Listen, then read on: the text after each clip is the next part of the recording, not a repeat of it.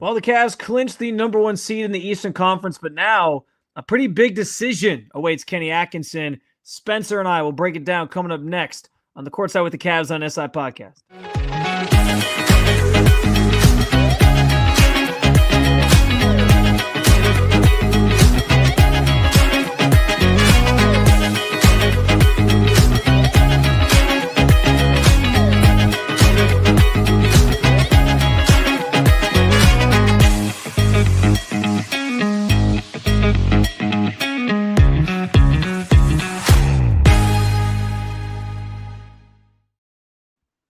What's going on, Cavs fans? It's Spencer German. It's Spencer Davies with you.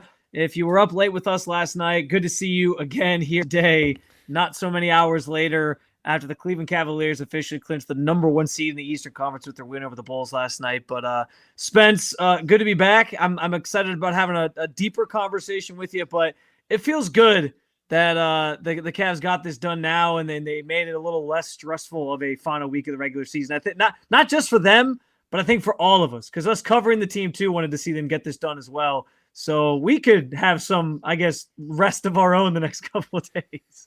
Hey, you're not wrong, man. I can enjoy my Thursday night, I think. We'll be back with a post-game show after that Knicks game on Friday. But yeah, nothing really matters at this point up until the postseason starts. And the Cavs are going to have a full week to think about who they're going to face. We're going to get into the play-in tournament matchups, who could be that number 8 seed against Cleveland coming up in the playoffs. But it's nice to be able to exhale a little bit, isn't it? Yeah, it is. I think fans probably feel the same way because, and Kenny sort of alluded to this last night, but he kind of joked about like getting in coach mode where you show up to the arena and you start thinking like, well, if we don't win this game tonight, then you got the Pacers and then you got the Knicks and then you got the Pacers again. Like, could we actually blow this lead in the Eastern Conference? And I'm sure he was just as relieved as everybody to not have to think about that the rest of the way here. And so with the Cavs clinching the number 1 seed, the Eastern Conference is completely filled out aside from the positioning of the play-in tournament teams, which will sort itself out here in the coming days. We'll get into who the Cavs could potentially face in that first round, if there's anybody that could give them more trouble than others. But I do want to start with this tough decision, Spence, that Kenny Atkinson has to sort of make over the next week and a half here, which essentially revolves around, you got 3 games to go. Do you risk injury by playing some of your guys to keep them in rhythm, or do you give them the rest that maybe they earned, get them off their feet for a little bit, and give them a chance to just kind of like collect themselves and get healthy? We know they're doing that a little bit with Donovan Mitchell, which we'll talk about a little bit more later. And I think it's an interesting debate, and this is across sports, but in basketball as well, because basketball is such a sport that revolves around guys like being sort of in sync and in rhythm and routine. And that sort of changes up if you're not playing for a week plus leading into the playoffs. Yeah, it's almost like the All-Star break, if you want to think about it that way. Yeah. Just kind of have a pause, and then you have to get back up again. You have to be in game speed mode. You have to really find the same energy and the same kind of, like you said, routine to play the game. And you also have that chemistry that you've built over time, which I think you can lean back on no matter how many games you've had off because you've played so many at this point. But it is definitely something to think about, and I feel like Kenny's going to take it on a case-by-case basis and ask the players. He's going to be transparent with them. Hey, I think the core 4 need to be healthy, so either you're going to play half of a game, a quarter of a game, just to make sure that you're still in rhythm, or if you've got an ailment or a nick and a bruise, then maybe we're going to think about sitting you out. So it's going to be player by player. I know everybody else kind of feels differently about it. Each of the players has its own opinion, and I think that that's important too, to get their kind of thoughts on it as well. Like you asked them all last night, Ty Jerome wants to probably play still. Yeah. Darius Garland, he's talking about watching people, Yeah. Ty Jerome was asked that specifically, and he said, anytime I'm healthy, I want to be out there. So I feel like he is going to want to play, because I kind of asked him about the importance of, he had the injury situation where he missed some time, and how valuable it is to get back out there for this kind of home stretch and get a chance to sort of play a little bit and get that rhythm back. And so I do think he values that. He might be somebody that wants to play and finish out the season. Obviously, it's not like football. I mean, even in football, like, you can't sit everybody, right? Like, so have to actually play and suit up. Like, I guess you could theoretically play like all your bench guys, but like, you need some guys who are going to play. So I'm assuming it's going to be sort of like a rotational thing where like somebody sort of like Kenny's already been doing, where some guys get a night off and then the next night they play for a little bit. We know Jared Allen is going to play or start in some capacity these games because he wants to get to 82 games played this season. That was kind of a personal milestone that he sort of set out for himself. And he joked about that last night, like he made it this far, so he's going to finish the job. So I'm sure we'll see him at least starting these games. We'll see if he gets like halves off or 3/4 off at certain points. But so you'll see him out there a little bit. But yeah, I do think it's case by case. I'll also say this, since I brought up football, Spence. I think basketball is a little bit different. Not even a little bit different. It's a lot different from football. Like I have this conversation doesn't just stay within a basketball lens. Like it does go sport to sport. Like we see it in baseball, right? Like sometimes the teams that get the week off card, they come out and they're a little bit cold on the other side. I think baseball, you see that a lot. I think with football, I worry about it a little bit more. And this came up in Cleveland literally 2 years ago when last game of the season, you played the Bengals, they rested a bunch of guys, and then they came out and looked pretty bad against the Texans in the wild card round and got blown out, right? Like, so I think in football, it's a little bit harder because it's a one-off. It's one game that you got to get yourself ready for. And so losing that rhythm for a week, yeah, it could throw you off. In basketball, because it's a series, I just feel like there's more margin for error to kind of get those things corrected and be okay. And so I don't worry about it quite as much in basketball, if that makes some sense. I also do think, Spence, like how Kenny handles that week in between. So next week, when the play-in tournament's going on, we know the Cavs will be playing that Sunday, Easter Sunday, the 20th will be their first game that they play. So they got a week plus like 4 days here until they play their first playoff game. Spend that week.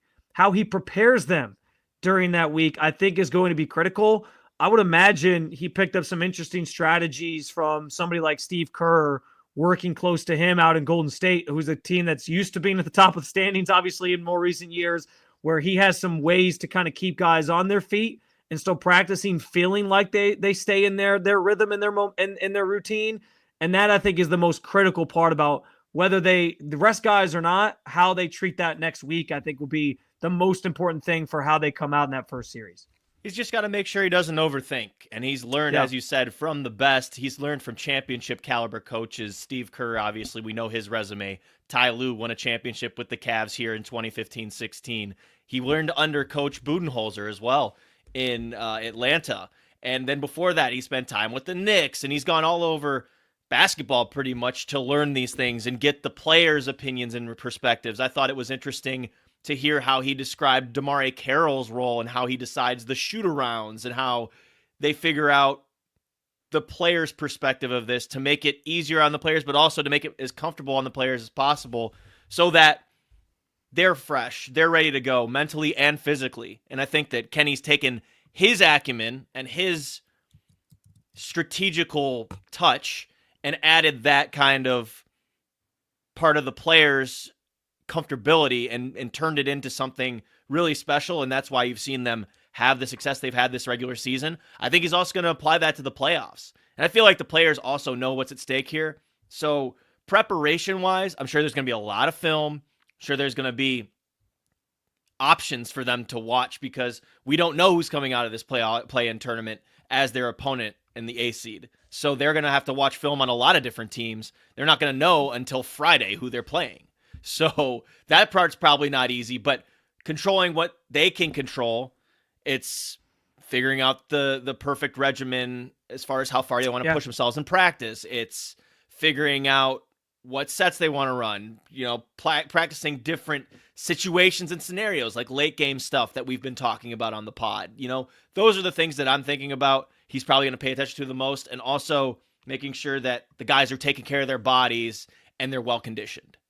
Yeah, it's an inexact science. You're threading the needle here and trying to figure out what makes the most sense. Obviously, Donovan Mitchell's somebody who's dealing with an injury, so they're going to put him in bubble wrap the rest of the way. He's, the team's most important player, most would argue. And so, I get keeping him off his feet. He's probably the one I'm worried about the least, right? I mean, he's got the most playoff experience of anybody on the team. So, Donovan showing up in the playoffs isn't something I'm concerned with. So, if he misses the rest of the regular season, fine.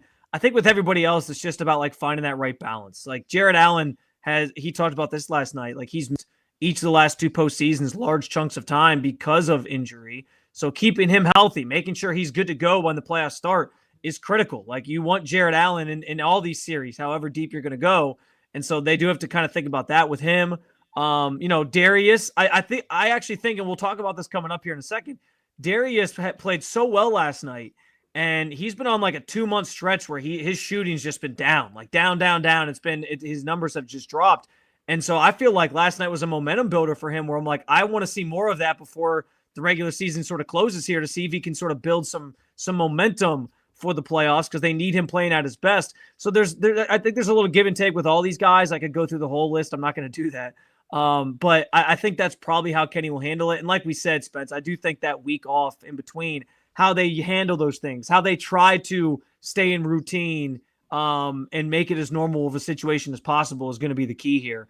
B Skrills, our guy B Skrills threw this up there in the comment section. I think it's a good one.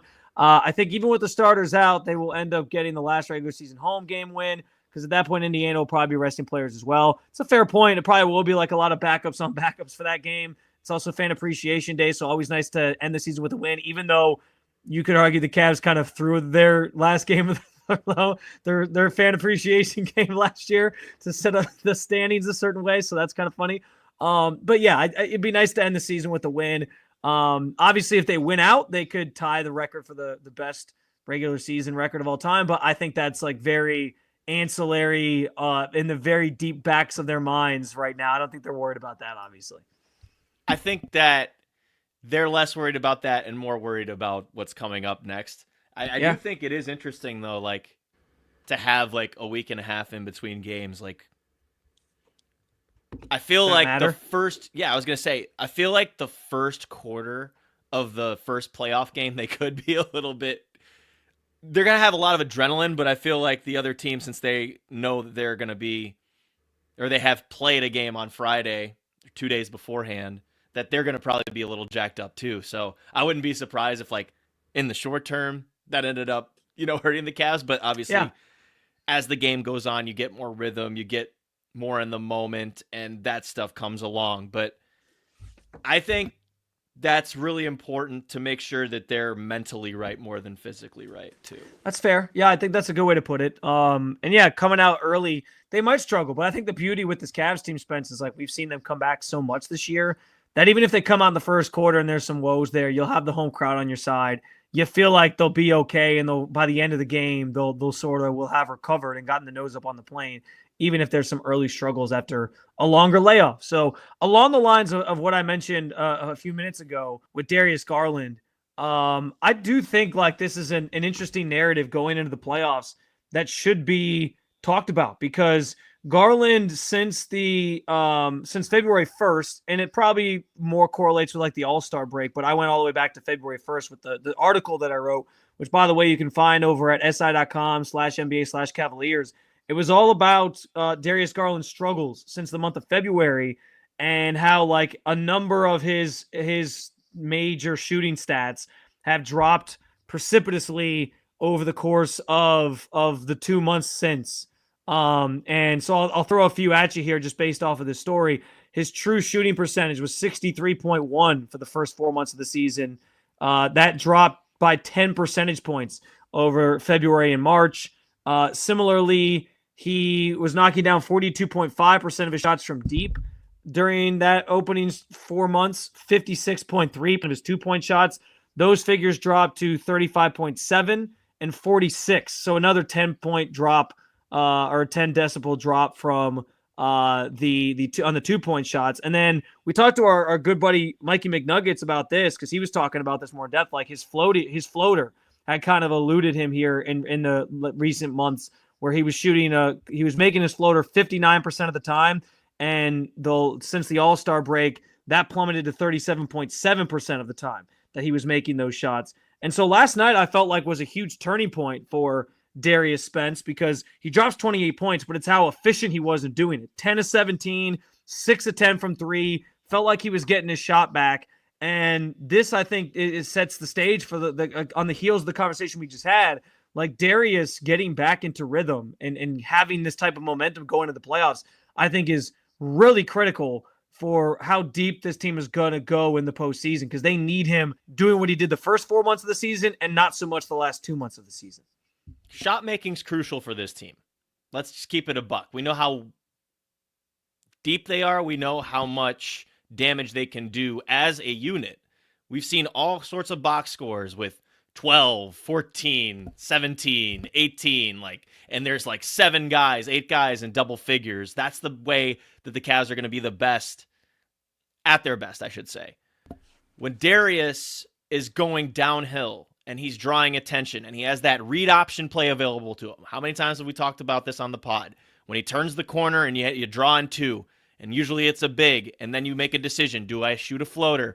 Do I act like this floater is going to go off the glass but then throw it back for an alley-oop? Do I find somebody in the dunker spot? Do I spray out to the corner for a Dean Wade or a Sam Merrill or Max Strus or a DeAndre Hunter? Do I take it inside myself and draw contact? Do I find a way to get off the ball and make sure that I can get a three-point shot off cleanly? These are the ways that Darius Garland is going to be at his best. And sometimes it's just a bad shooting stretch. That happens in the league. We've seen it with Donovan Mitchell multiple times this year. Darius had a really, really, really bad March. Hopefully, finding the three-point shot comes as a result of turning the corner and getting downhill, because that is where he's at his best. And when he's engaged in finding Evan in the pocket, finding Jarrett Allen over the top or in the pocket, spraying out, like I said, to the corners, using his ability to draw defenses towards him so they don't know whether he's going to try to go off the glass or find a teammate. That's when he's at his best. And I think that's what opens up his perimeter game, which entails a lot of damage if you're a defense. Yeah, and Kenny Atkinson talked about that last night when he was asked about Darius, him getting downhill being such a critical part of his game.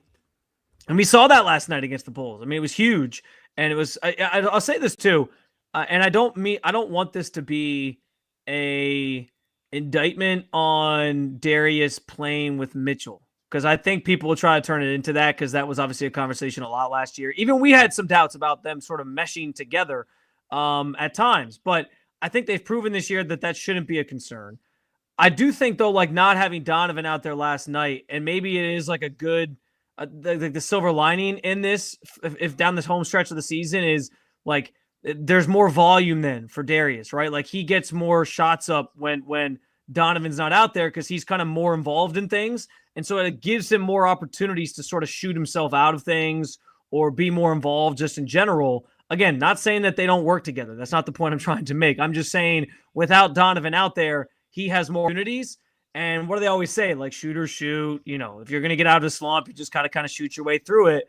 And so it kind of allowed him last night to play this brand of basketball where he mentioned it afterwards, be yourself and just kind of see the game as it comes to you.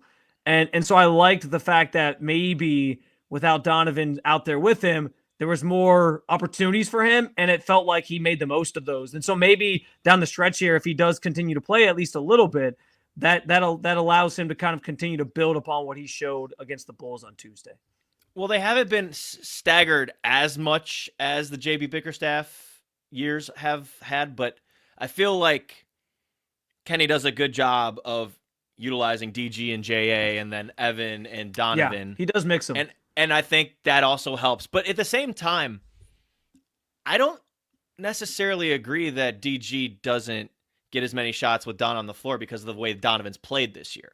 I think that's also different about this too. That was off the top of my head, sort of speculating. Again, I didn't look at the numbers on how many shots per game he gets when he's out there, whatever. It was kind of more just a theory than anything, but yeah. No, yeah. I'd be fascinated to see those stats though, because the difference between this year and the last couple of years is probably staggering, because DG's gotten off the ball this year. Donovan's gotten off the ball this year because Evan Mobley's been playmaking a ton and been doing the handoffs and has been finding them on cuts and finding them in the corners. We know that DG and Donovan, the way they started the season, sprinting the floor in transition without the ball, getting to their spots, and then just firing away.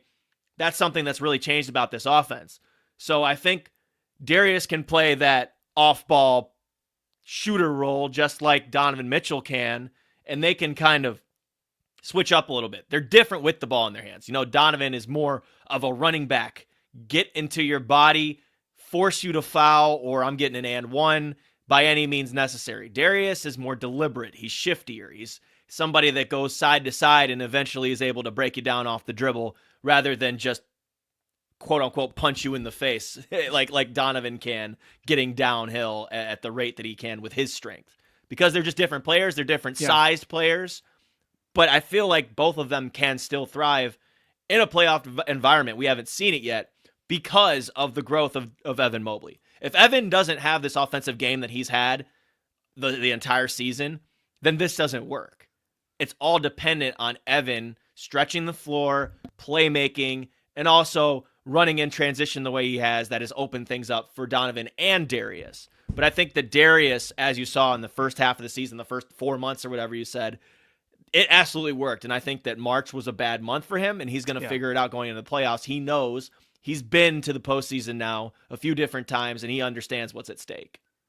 Just going to throw this one up here from Christian Solinger in the comment section. He says, it feels like we started to boil DG down to a shooter or a scorer when those are the ancillary parts of his game to playmaking and just orchestrating offense. I think there's some truth in that. But I do think we've seen this year how critical it is that like he is knocking down shots, especially from deep, because this team is so like the 3-point game is an important aspect of what this team does. It's part of the reason why they are so efficient offensively. And so DG is a big part of that. They need him knocking down those shots. And the stats are the stats. Like they showed you that shot had kind of gotten away from him. Like he was not able to hit those at the rate he normally did. But to your point, Spence, like I do think it kind of comes back to him being able to get downhill. I think establishes him getting comfortable, and then the 3-point shot sort of follows, and it allows him to space the floor a little bit more. So they kind of go hand in hand in that way. Can I add something too here? Yeah. When Kenny was talking post game, it was really interesting to me because he kind of went into the offense and why they had gotten into this whole turnover mode the last week or even like the last few weeks. And it's because opponents shrink the floor. And so that means that Donovan and Darius have to get off the ball. Someone else has to handle, which is why Ty Jerome is so important, which is why Evan Mobley is so important to be able to dribble and organize and figure out ways to get them the ball with momentum. Hunter, who can create his own shot off the dribble, like all those guys. Yeah. But in terms of playmaking, I mean, in this situation, with DG getting off the ball, Donovan cutting, however it has to come, because in the playoffs, if they're going to force those guys into double teams, then other players are going to have to help them out, and then they can't get the ball denied from them is what I'm saying. Like they have to have the ball and be able to break down guys off the dribble and to be able to get behind and find different ways to score and stuff like that. But to Christian's point, I love that he brought up that scoring is not the primary thing that Darius has to do in this offense. It is setting up teammates, especially if you have Donovan, Evan doing what he's doing, Ty Jerome, DeAndre Hunter, whoever it may be. We take for granted so many of Darius's passing chops. It's fair. He had a shovel feed last night from the top of the perimeter on the right wing. Just blew it by 2 or 3 different defenders who watched the ball whiz by their face. And I think it was Evan Mobley who dunked it home in the dunker spot. And I was just like, yeah, we don't appreciate that enough. That is a hell of an ability to have. And he is one of the best at setting up teammates. He's one of the best of taking care of the basketball, too. That's the other thing that Kenny kept bringing up. When you're in a bad way and you're turning it over, you have to be sure to not play in crowds. And that's something that we know that Darius has done in the past. We know that Donovan's done that, too, sometimes. Yeah. Kind of dribbling yourself into trouble. Don't get too deep into those dribble drives. So those are kind of the aspects that I'm looking for from DG going into the playoffs, but good sign to see what he did against the Bullets. The Bullets. What year am I in? The Bulls. The Bulls. Taking it back to the Washington Bullets days. 28 points in 29 minutes. You gotta love to see that, hitting 6-3, seeing the ball go through the net, not quote-unquote BSing, to use DG's own words, and getting ready to get into the playoffs and get into that mode and be him. Yeah, and I mean, everything you said was great off of Christian's point. He definitely has more to his game that he uses, and he should. The Cavs need all those things. But to see him get back on track from a shooting standpoint, I think is a good sign. And they need the version of Darius that is well-rounded. That's going to be able to knock down the shots, but also sort of orchestrate and run the offense and do all those things. So how much these last couple games we'll see. but yet last night could have been like a turning of the page to him getting back on track, and that's the most important thing for the Cavs at this time of year. So speaking of the man we alluded to, who's kind of his partner in crime out there as the two star guards, Donovan Mitchell, we know he's dealing with this ankle injury. Yesterday, Kenny Atkinson described it as "quote unquote" mild. He said it was a mild injury, is how he would use it as, and he basically said like how the game against the Bulls was going to go would sort of dictate how they would treat it moving forward, which made me think like, okay, if they lose tonight, Donovan will probably play at some point to make sure they lock up the 1 seed, and like so he could play if he needed to. But I think at this point, Spence, like it doesn't sound serious, but yeah, keep him off his feet. I think is probably the right approach when it comes to Donovan Mitchell. Yeah, it's your star player, it's your leader. You want to make sure that he's at 110% going into the postseason. And this is where it benefits having that week-long to 10-day-long break, because now you know that he's going to have plenty of time to heal that mild ankle sprain. That would have probably been a day-to-day thing had it been like January. It might have been day-to-day. It might have been a couple weeks or whatever. You have that now. And now he was going to be out anyway, so now you don't have to really worry about I mean, you can worry about rust just from coming back from an injury, but it happened at a fine time, I guess. And Donovan said that he's never felt better after the injury happened. So obviously that's some posturing there, but I think that it's going to be okay. If he's describing it as mild, then I think they're in a fine place, and it's much ado about nothing. Ankle sprains happen a lot in basketball, and I feel like it'll be okay. I don't know. Probably the best case scenario for what it felt reaction to the injury was on Sunday. I mean, you were there in person, but even like watching it on my laptop at home, there was like a hush over the arena. And I remember I texted our group chat with you, me, and Megs, and I was like, uh-oh. Like even I was worried because he hobbles off to the locker room, and then he came back and it was all good. But definitely, the most positive way this could all go, I think, is that it's like a day-to-day thing, and now it's at this time of year, this time of the season, where he can use the week plus to just kind of get himself prepared for the playoffs, which is great. Mm-hmm. You need to use it, and he'll use every minute of it too. And I'm sure that he'll heal up, and I'm sure that, look, the season ends on Sunday. Betting you that they don't practice Monday or Tuesday. I bet you that's all film. I bet you that's rest time because they're not going to play a playoff game until not this Sunday, but the Sunday after. It's a long time. So they'll probably practice on Wednesday, Thursday, Friday. And that's when we're going to hear from them and obviously talk about who their prospective opponents could be and what they're working on and all that stuff. But they're going to be probably resting their bodies too, because there's little things that don't get put on injury reports. There's bruised shoulders, there's hip issues and all that stuff that guys play through. It's just this time of year, it's important when you're in position for playoff and all that stuff, kind of jockeying for position. Now that you've figured it out and you're the 1 seed, time to risk those things up. Let other guys play. DG said it best at his press conference. It's going to be fun to watch other teammates play. They're going to get opportunities. We're going to see Jalen Tyson get out there. We're going to get Imani Bates minutes, Spence. We're going to get Imani Bates minutes. We are probably going to get some Imani minutes. We're going to get some Chuma Okeke. I'm excited to see what Chuma can do out there on the floor. And Naquan Tomlin, I'm sure we're going to see get time. Luke Travers, everybody's favorite Australian in the Wine and Gold organization currently. You missed my joke up. I was going to say currently. You killed the punchline. Sorry. See, this is instant gratification, people. Can't wait more than 1 second. I'm all about the instant gratification. The other thing I'll mention, like it can't be understated. This team's talked about it a ton the last couple of weeks, like how they haven't had a chance to really practice. They've had like 4 practices since the All-Star break or whatever. Like it's been crazy. Like they've barely practiced. So the week of having a chance to kind of just get together in the gym, work on some things that were issues down this kind of home stretch where they, had the 4-game losing streak and all that. Like that'll be key for this team, and we'll see how it all shakes out. But definitely a chance to get better and improve on top of getting everybody healthy. And we'll have you covered, obviously, with all that stuff coming up in the week ahead. Spence, we wanted to look at the standings today and start to sort of map out what this potential first-round matchup could look like. I said it earlier in the show, But the Eastern Conference all set in terms of the teams that are in. No other teams have a chance to get into the play-in or anything like that. Like, it's all set. Everyone's pretty much in their respective places. There's still some seeds that can be clinched in different things. The Knicks have to, I think their magic number to clinch the 3 seed is like 1.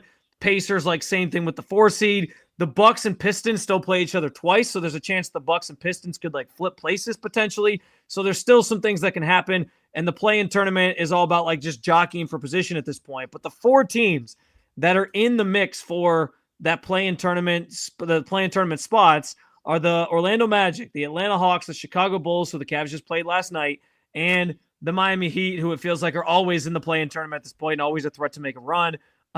Except without Jimmy Butler this time, it's going to be a little harder. But Spence, like, as you think about these potential matchups, and obviously, like, we can't forecast everything at this point and, like, start giving you breakdowns of matchups, but is there any of those teams, like, which of those teams is, like, the most concerning to the Cavs? Not to say they won't still win a first round series, but is there one that you look at and you're like, that's the team that Cleveland probably wants to avoid?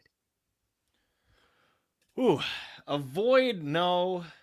From a physical perspective, from wearing you down, getting to round number 2, I don't know if you want to see Orlando. That's fair. Like in that perspective, like, the Cavs would still probably win in like 5 games, or 6, But we know that Paolo Banchero is a hell of a player. We know that Franz Wagner is a hell of a player, but they're also very, very tough. They're very, very physical, our favorite word, and that's gonna help kind of break down the Cavs a little bit physically and endurance wise. Like, there's no way Orlando would be able to keep up with the Cavs scoring wise, but what they can do is they muck the game up.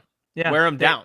Yeah. They drag you into an alley and they make it like a physical, and that's how they've won games all year, because they're obviously injured. They don't have the offense to keep up with these teams, so they've had to kind of flip the scales in their favor, and how they do that is, like, with their defensive effort, how physical they play against you.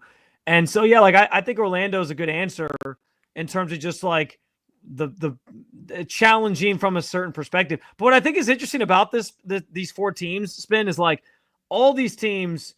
It's funny. I told myself, given how good the Cavs have been this year, like, when we got to the first round of the playoffs, I wasn't going to be worried. Like, last year, I was worried for this team because I was like, we saw what they did in the first round the year before against the Knicks, and I don't know, like, they were at the end of the season. Everyone made a big deal out of the fact that they kind of played. They purposely lost to set up the matchup with Orlando and, like, be careful what you wish for. And then it went 7 games, and they were a very physical team last year as well. And so it got kind of interesting. I was even nervous about that Orlando series in certain moments. So, like, I told myself I wasn't going to be worried this year for this team. And now here I am, like, finding reasons why I can talk myself into all 4 of these teams somehow making it a series, even though they probably can't. I think the Cavs, to your point, the Cavs would beat Orlando, I think, pretty respectively in terms of, like, probably a 5-game series max. But the fact that they would physical, like, the fact that they're a physical team, they would make the game so physical. That's something in a 7-game series I'd like the Cavs to be able to avoid. Like, you don't want them beat up for the next round, which, is going to feature a better team, or obviously beyond that against, like, a Celtics team that could be really good. So, I worry about them from the physical standpoint. I kind of worry about the same thing with the Heat, because the Heat it's the Heat culture thing, right? Like, they wear you down, they muck the game up, they play you very hard. And so I worry about them for that same reason. And then with the Hawks, they've been a matchup nightmare for the Cavs, obviously, in recent years because of all their wings. Now, that was before the Cavs had DeAndre Hunter, so they kind of tipped the scales a little bit back more in their favor. I still think they win that series. Hawks kind of scare me from the standpoint of, like, they are a matchup nightmare in some respects for Cleveland. And then the Bulls, like, offensively, they can really do some things. I think when they have their full arsenal of players, unlike they had last night. So I don't know, man. Like, there's different reasons why each of these teams would be a challenge. I think ultimately the Cavs would still beat all of them, and probably win in, like, 5 or 6 games. But, like, all of them, as I think through it, I'm like, I don't want to play any of these teams. Can they get a first round bye? I'm just kidding. Okay, I'll go through it kind of how you did there too. Like, with Atlanta, they're too inconsistent for me to be scared of them. Agreed. To be honest. And the thing for me is, yes, they have Trae Young, who's an incredible, incredible talent as far as his ability to find guys. He's outstanding at setting up offense. He's honestly a pretty streaky shooter, but Yeah. he's also one of those guys that can get hot, and he knows what the postseason environment's about. He hasn't really done as much since that New York series that put the Hawks on the map all those years ago. Yeah, it made him public enemy number one in New York. they do have some guys who are a little bit rough around the edges, like our old friend George Niang. And how awesome would it be to see that in the first round, to see George there, to see Karis LeVert against the Cavs after trading him, and see some friendly banter that I'm sure would turn into a little bit more than friendly banter. I think that would be really fun.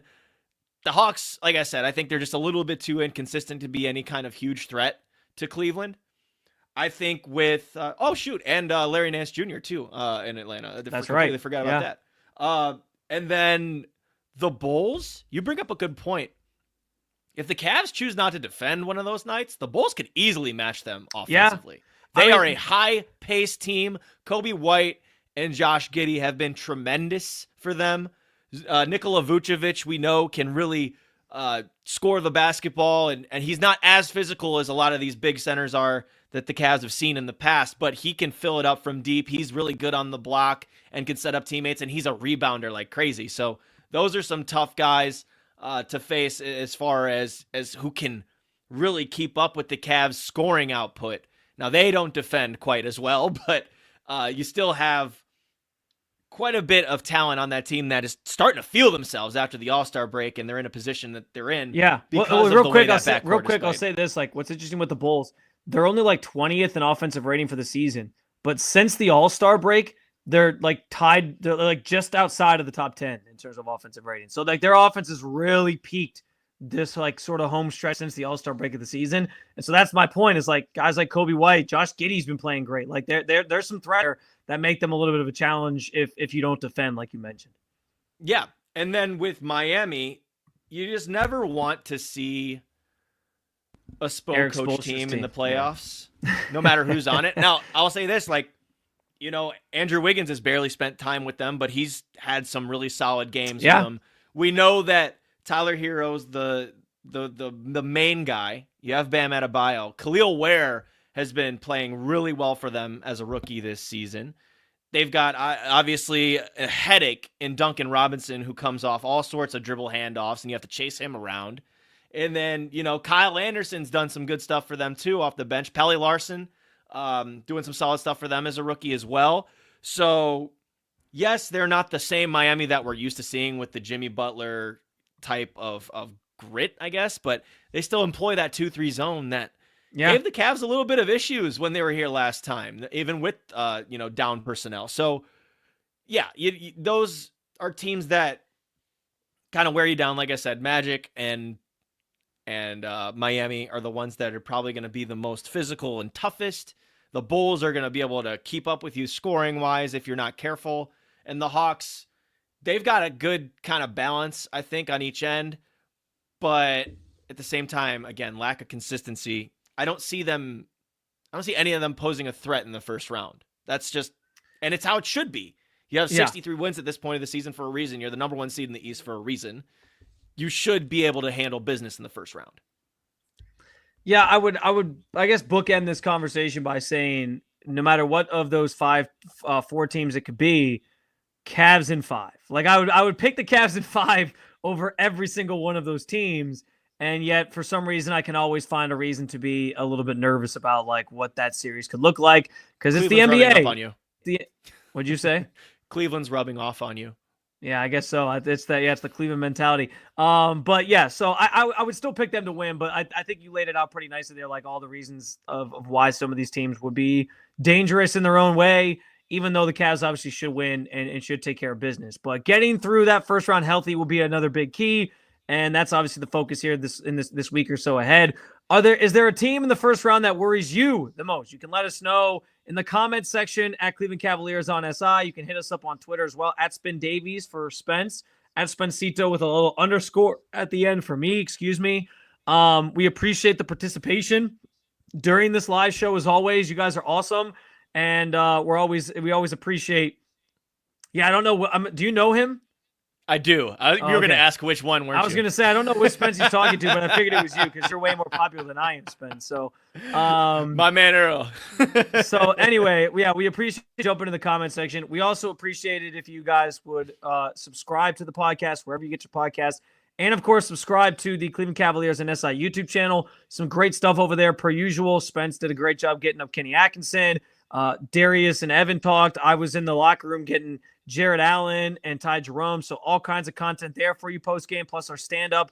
We'll have more of that this week. We're gonna all sort of catch our breath on Thursday, but Friday we'll sort of reconvene to talk about whatever happens in the Knicks game. Chance for the Knicks to go basically 0-10 against the Cavs, the Celtics, and the Thunder this year. All the best teams in the NBA. So we can relish that a little bit on Friday night if it happens potentially. And then we'll be rounding the corner into the final game of the regular season. So again, thank you so much as always for your support. And we look forward to talking to you guys on Friday throughout the weekend and obviously next week as we get you ready for the playoffs. Any final thoughts, Spence?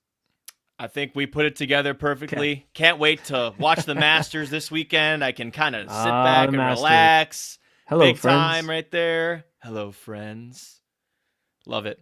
Augusta, one of the most beautiful places. By the way, Spencer Squared could be going on the road a little bit during the playoffs. So we're looking forward to giving you some coverage potentially. I'm saying potentially because it's not a guarantee yet from some of these road series. And that'll obviously be very exciting if the Cavs make a deep run. So we'll share you updates on that in the future. But in the meantime, we appreciate you stopping by, hanging out with us. For Spencer Davies, I'm Spencer German. Keep on following along with all things Cleveland Cavaliers, with the Cleveland Cavaliers on SI.